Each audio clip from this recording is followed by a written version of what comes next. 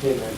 So to start off, when I was reading the story and when I saw the name of the story, just 40 minutes left, I expected a lot of small scenes and the author sort of describing each of these scenes with a certain time frame. What do you think about also like just 40 minutes? Yeah, the title itself, no?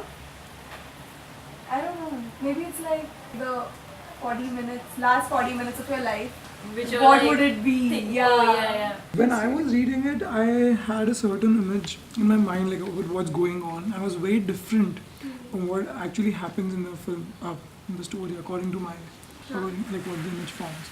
But then, what confused me in the beginning was the formation of things. Just things just seem to be disconnected. So again, when you started talking about the title, and it was about 40 minutes, and it was just travel in a tube, and it did give a sense of time travel in a way, you know. Yeah, like traveling in like other It just dimensions. Correct. Yeah, And it like shows- different phases of life, maybe. Yeah.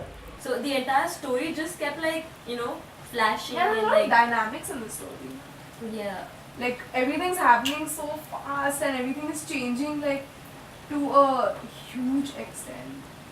Like you would never imagine one thing having connection to that or having no connection at all. I still don't see it. Like even after I finished reading the story. I read it again. You did? I read it like to connect the end and the beginning. The narration is not supposed to be like a flow. He is giving you a gist of whatever's coming to his head. It doesn't have to be like in a good flow. It's sort of amazing how as straight as a train ride is in the underground, in the metro. You think it's going to be a very linear sort of story, which it is, but it's highly convoluted, man. It's so mixed up with different things and it's so disorienting that by the end of the story you don't really know whether the man was dreaming or whether or whether he was actually the son of God. I thought it was like when he talks about the maker and all that, so I was like, okay, fine, maybe he's God's son or he thinks that he's Yeah. like you sometimes feel like yes, you're God's children and all that, but here it's quite literal. And I thought that by the end of the story he might just wake up and realize, okay, maybe this is all just a dream. Yeah. And it was also very nice to have that God gives his son only like a glimpse of life. And that glimpse of life is not some vision but an experience of just going in a metro ride from one station, like from one end of the city to the other end of the city. It reminds me like of life in the movies. It's like you've got an introduction that kind of progresses to a climax that's situated smack in the middle of a huge conflict that then like veers into resolution and then finally ends with a happy ending. Except they don't tell you what happens in the nitty-gritty of it all.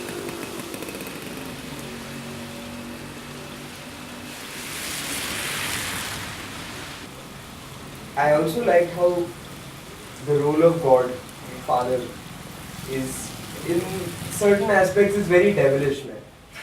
Like the description that the son gives of his father, of a very like sinister looking man. He's smoking a cigar on the platform, waiting for a Cuban cigar, and I automatically get this image of this fat guy who looks like a don, but in front of his son, when his son is going to step out of just before the train stops, he throws the cigar in the station. So like his son sees him as a pure man and like a god. Did you find it weird that the maker was smoking a cigar? No. I found it pretty cool actually. The maker is this pretty Chilled out. anti-establishment. Yeah. The maker is like a pimp. It's like a pimp. The maker's a pimp, man. Like, fuck, look at this line. Where is it? Why not rather be dead like I am? You're my son after all. You deserve it. Also, you get whatever you wish for. Money, drugs, women, and I can promise you that here, none will harm you, unlike when you're alive. He's like a godfather pimp. And even God for that matter, I mean, when he saw the whole religious symbol, I mean, he spoke about the Eye of Horus. Yeah. he said was just drawn like that by some lonely guy. Yeah, I really love that. Yeah, he turns down every religion in this world. That's something that's really cool, man. That's really like forward thought. Exactly. Yeah. It's a very religious temple. But I really like the descriptions. Yeah. It's very nice. And also like the part where, you know, they fall in love and all that. Like the blue scene. Yeah. I think it's very well described. Yeah. Like it's I nowhere really like that vulgar scene. or anything. Yeah. Like it's very nicely described. That's one scene I could actually imagine really well in my head. Yeah. Sure, you can. The peak of this story, which was definitely the sex scene, which I think Cozy. the author, huh? It's a very cozy place, I remember.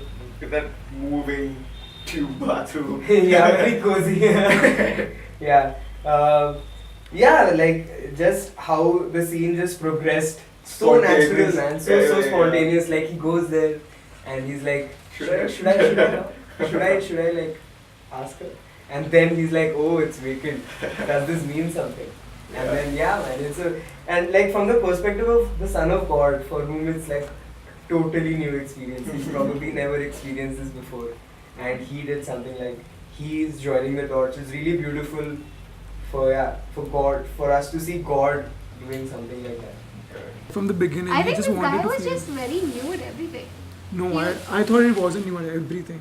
No, I mean like okay, he's witnessed things, but he's never experienced things firsthand, which is why he goes on this whole journey in the first place, right? Yeah, true. And he recognizes some elements, but he's also like an idiot with most things. He is. Like he's not aware, like he doesn't know what to do when she goes into the bathroom. He doesn't know what to do when. But nobody knows what. Okay, but anyway, carry on. I might be little like slow in like bringing it up, but there's a line in which he says, I might, like when he tells his father, I might go back there, Yeah. I may join you too. Yeah. And I don't really know who's saying that, because it's not one sentence, it's like two quotes, Yeah. one after the other. So that sort of leads me to believe that, you know, the father may want to experience life also like his son, or his son may want to experience like what his father is doing. And the end of it, to like mix these two possibilities, he brings in like the girl who's waiting in heaven. And we really don't know whether he's going to experience life again or whether he's going to stay with that girl forever and ever. Yeah.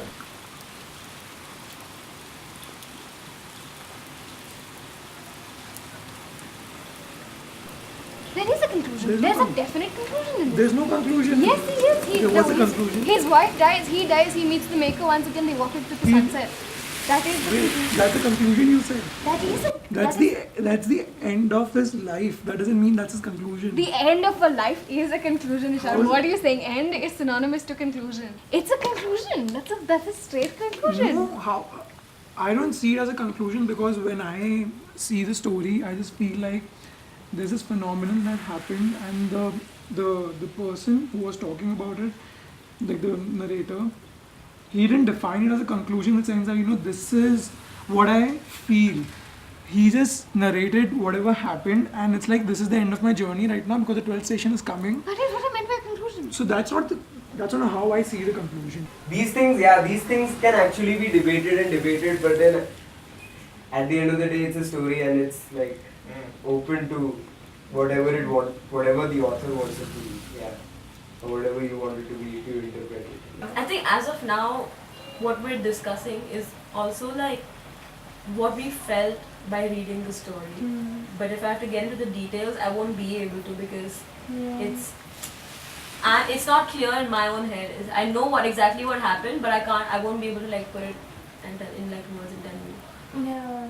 More than read it, I have to More like than once or actually twice. visualize it happening. Yeah. Because I just can't visualize this happening. Yeah, exactly. Yeah, and like looking at the writing of this, I thought I thought the author was, I still think the author is a really old man who really understands this generation more than anybody else.